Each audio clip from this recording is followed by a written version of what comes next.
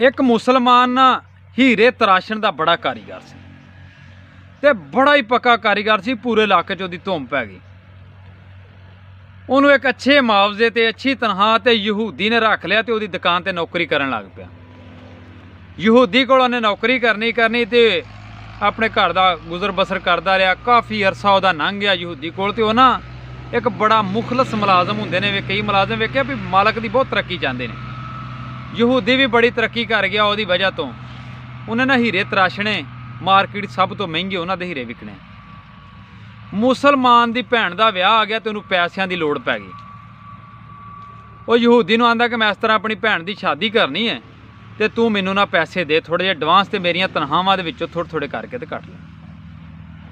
यहूदी ने उन्होंने जवाब देता, उन्हें आख्या भी नहीं मैनू तेरे ते यकीन नहीं, तू नस जाएगा मेरे पैसे लैके। उन्हें आख्या यार मैं तेरा एडा वफादार मुलाजम आ, तू मेरे नाल इंज ना कर, तेरे मूँह तो नहीं पैंदी ये गल।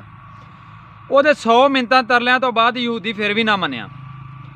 दूसरे दिन सवेरे उठ के वो मुसलमान जो उसकी दुकान पर गया ना तो एक हीरा लै गया, बेबा खूबसूरत हीरा होवे। जाके यहूदी नूं आंदा पिया हीरा जड़ा ना मेरा तू गिरवी रख लै, ये मैं वेचना नहीं, मेरा खानदानी हीरा वे। जिदों मैं तेरे पैसे दे देंदा तो मैं अपना हीरा वापस लै जांदा, तो मैनू ये इवज पैसे दे एडवांस तनख्वाहां चों कटदा रही, मैं अपनी भैन की शादी कर ला। यहूदी मन गया, उन्हें पैसे देते।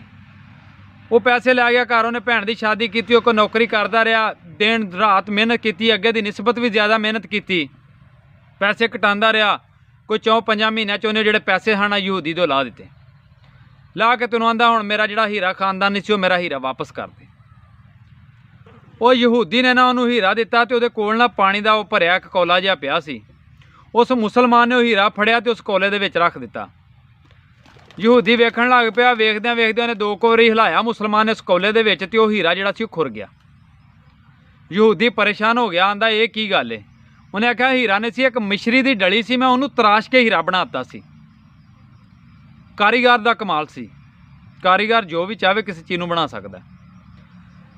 तो बाकी गल उन्हें आख्या तेरी रही, तेरी औकात का मैनू पता लग गया। यहूदी ने उन्हें आख्या तू मेरे ते औखे टाइम काम नहीं आ सकता, तू अपनी करतूत विखाई सी जिन्ने जोगा तू सै।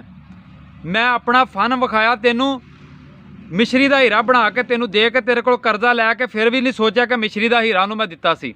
तेरा मैं करजा वापस लाया सारा, तो अज तो बाद मैं तेरी दुकान पर काम नहीं करना।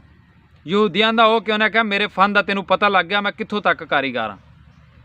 गल ये भी जो भी किसी को कोई बंदा मुलाजमत करता, नौकरी करता, स्पैशल गल उन्होंने वास्ते वे जेड़े बंदे को तुसीं मुलाजमत करदे, वेख लिया करो जिंदगी दे विच भी तुहाडे औखे भारे काम आ सकदा। जिंदगी च हमेशा नौकरी उहदे नाल करनी चाहिए है जिहड़ा तुहाडे मुश्किल वक्त दे विच तुहाडे नाल खलोवे। बाकी इस तरह के मालक ना कभी भी जिंदगी च नौकरी ना करो जिहड़ा सिर्फ तुहाडी वजह तो कमा के ते खा रहा है।